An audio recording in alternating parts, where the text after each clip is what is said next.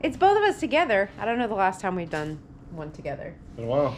Okay, so this video is a little bit different. It's kind of taxidermy related, so it's not going to be really homesteading. But recently we received a buffalo that a customer wanted to do a European mount on, and we wanted to show y'all the finished product.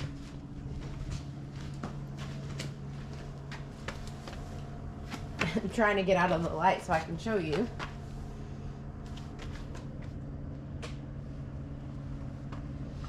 Here, pick it up for them. Show them for size difference. Oh. Yep. Okay. Unfortunately, you will not get to see the process of us doing start to finish with the buffalo. For many reasons, YouTube is getting super strict on what they allow to be shown. And so you won't see that process, but we can tell you what we did. We received just the head of the buffalo. Still had all the skin on it. It took lower jaw. And lower jaw. It took him and I and a whole lot of, I think you even had to put like a piece of plywood, or not plywood, a 2x4 in its mouth to take the jaw off.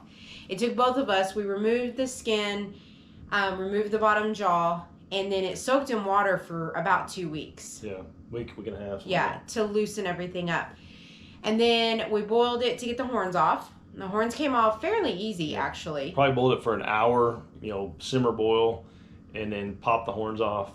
And then it went into the pot to boil. Yeah. And boil. I think we boiled it for like 3 hours probably. Yeah. Took it out, tried to shoot it with the power washer, and it was not budging. So we went back in for 2 more hours probably, and then power washed it and got it pretty good. Mm-hmm. One thing I'll say, if you ever have to do one, I use like the big round pots you've seen in other videos. We buy them at Home Depot or Tractor Supply. I don't know how many liters they are. I don't know. Or gallons, like 28 gallon. I don't know. But we've shown them on tons of videos. But me and one of the guys that works for us were able to take one of those pots, and we like forged our own pot out of it, and we cut the horn cores off of the buffalo enough, and then molded that pot and shaped it where we could fit the buffalo head in there. So it fit perfect. Yeah. So it took about 5.5, 6 hours of boiling to get it to a point where it was workable. And then once everything, all of it came off, we put it to the side, and then the next day came back in and we degreased it. Yeah. And once we degreased it, you let it go a couple hours again, right? When you degreased it. I mean, we ran it through again and boiled it for another couple hours. And then knocked off everything that we missed on the first round. And then came the whitening part, which is where this video will then pick up, because I did record that process. So you're going to see not the beginning of the process, but you will see the whitening, and you'll see now the end results of all of it. Yeah, if y'all are new to the channel, just so y'all know, we own a small seasonal taxidermy business. We do a few heads each week. This is a small to medium sized batch, medium size. So lots of taxidermy videos on our channel, on our playlist. If you want to watch those, a lot of questions that you have may be answered there. So, but we'll roll the video now. Shannon's going to show y'all how she whitened it, our whitening process that we use pretty much exclusively on most animals. So, what else? That's it. All right. Hello, everyone. I am on my way outside to the shop because I have something to do that I've never done before. So I'll show you. Hold on. I gotta open the shed first.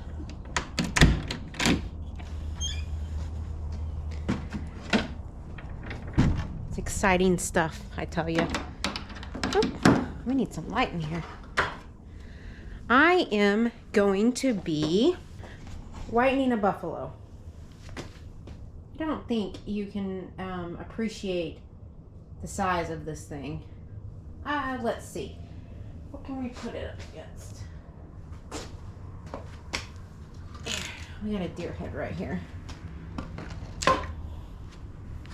That can be the reference. A buffalo head. We are doing from our processor that we work for. I need to whiten it. I've never whitened a buffalo before. It's going to take a little bit more product, but I thought I'd take you along. Now, we couldn't show you the process of actually, I'm trying to get my lighting right, sorry guys. We couldn't show you the process of actually doing the head, but because YouTube is really strict right now on what we can show in regards of animals and things that are done. Anyways, it's another story. So we couldn't show you, but I will tell you this thing was giant. I am 4'11", and its head stood probably at my waist when we put it down. We also weighed it, and it was 56 pounds, the head. Now, I will tell you, a bunch of that was the fur on the buffalo. I can't even begin to describe like how big or how thick the fur was on his head. So once we got that off, it actually was not too bad. I would say it's a little bit bigger than a longhorn skull, if you even have seen one of those before. Anyway, so I'm gonna whiten it, and I'm gonna put it outside because it's super sunny today and warm, which means that will whiten even better. And let's get started.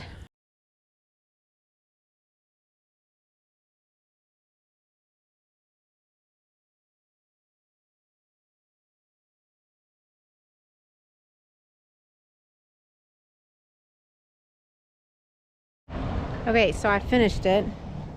It will stay out in the sun all day and get its suntan on.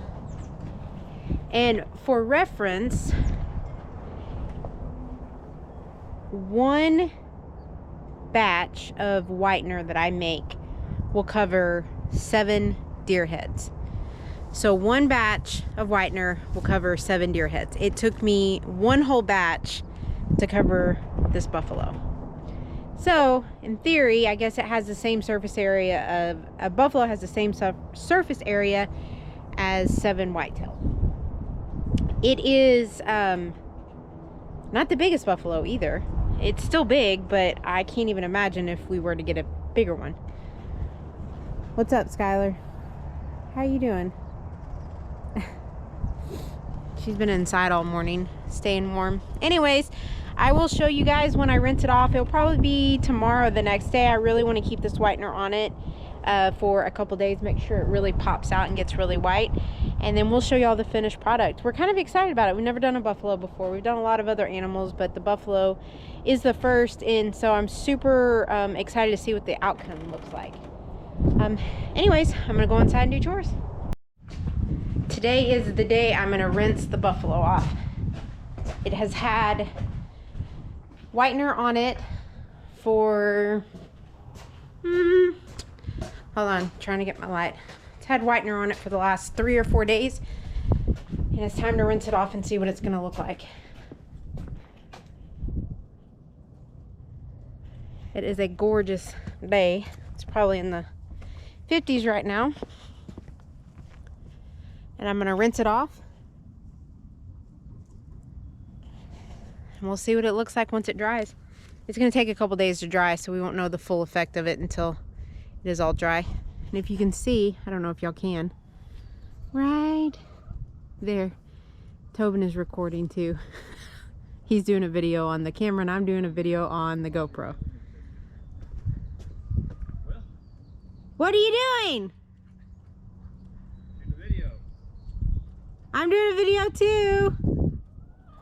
What's your video of? Would you like to know? Oh, that's not nice.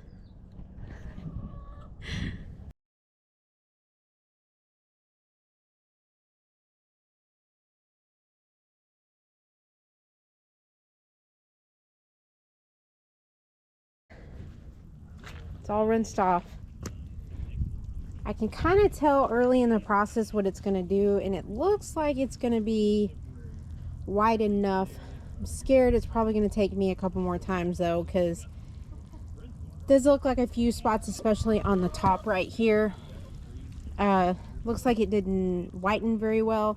I had a feeling that was going to happen just because it's such a big animal, but I'm going to leave it out here to dry because the good old Texas sun is going to help dry it. I called it her. It. And hopefully it'll look white. I laugh because, well, I was laughing because I called it a her, but it was actually a bull. But these 3 new chickens of ours, a bunch of heathens. I text my friend who I got them from, and I was like, your chickens are feral. They are naughty, naughty chickens. We have had all of our other chickens for years, and they never leave our property, ever. We could leave this gate open. Skylar opens the gate, and we could leave them open forever. And they'd go out, and they go in the driveway, and they always come back. These 3, well, not the Wyandotte, but the other 2, the shenanigans they pull is unbelievable. And by default, our other chickens are following them. They were over in our neighbor's pasture the other day. The boys had to go catch them. They were out in the ditch, out by the road, gonna get hit. So, bunch of heathens. But you know what? We're gonna keep them because they're giving us the golden ticket every day. By golden ticket, I mean eggs, because we all know about the egg prices right now. But anyways, so I'm gonna let this dude dry, and then I'll just keep y'all showing the process to you. I'm gonna go in. We have some pickups that need to be done for taxidermy, so I'm gonna go in there and start calling them. And then Easton has a play date with a friend that he met during theater, and we're very thankful for their friendship. It's a very sweet family. So we're gonna go to the park for a little bit, and Tobin and Reed, I think, are going to be just doing chores around here. So it's a beautiful Sunday. We're thankful for great weather, and we're thankful for a Sunday where we can slow down. We're not working today, which is nice. Well, on taxidermy. Anywho, see you in a little bit.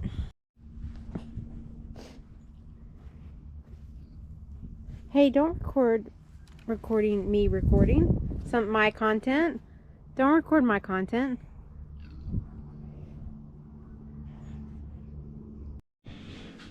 So the finished product, we'll show you again here in a minute. I will tell you, we had temperatures in our favor this week, and we were in the 80s, but it took a solid 3.5 days for that buffalo to dry out after I rinsed it off. Yeah, it kept just like moving around in water with like a little trickle of water come out of it. So it was a matter of manipulating it to where I didn't hurt the bone, and moving it upside down and sideways and inside out to try to get the sun. And so be cautious of that it does take quite a long time for it to completely dry itself out. One other thing, let's go out here. I didn't show y'all. We should have shown them doing this, but oh yeah, the horns. I have other videos that I show. The horn cores probably came up to about right here. I cut them down to fit them in the pot, but then I just put a little Bondo on there and popped the horn on, and then we wrapped it. That's not glued or anything. It's just wrapped around there and tied in a knot, wrapped there, just to kind of make the transition from the horn to the bone a little more appealing.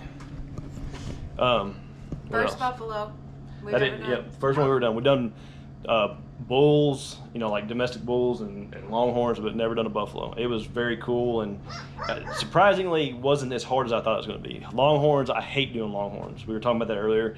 I have pretty much priced myself out of the market on longhorns. It costs so much that 90%, nobody said will take us up on it, because I hate messing with them. They're just a pain getting the horns off. But shorter horn animals like this are really hardy. It's easy to get them off and not screw them up or anything. So,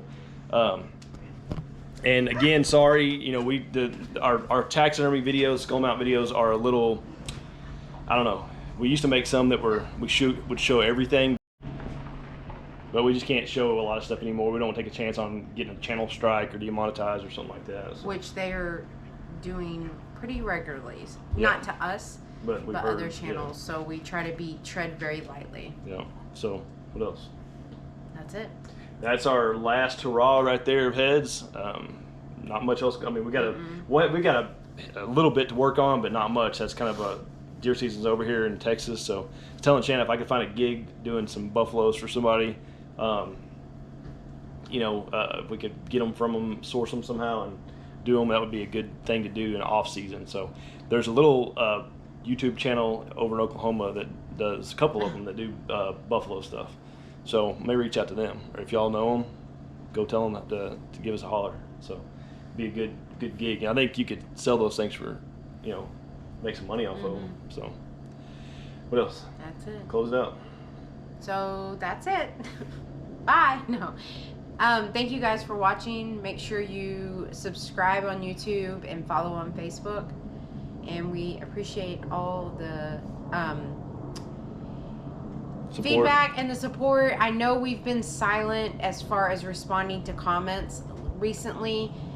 That is only because we are on top of him working his 40-hour-a-week job. We are working 40, 50 hours a week in taxidermy, and I don't always get a chance to sit down and comment back. But we do read them. We do appreciate the support, and we appreciate y'all hanging in there with us, and hopefully the interactions will become more frequent again as we transition out of taxidermy into the normal life of normalcy. Yep. So thank you guys. Thank we really y'all for watching. Appreciate it. See y'all later. Bye.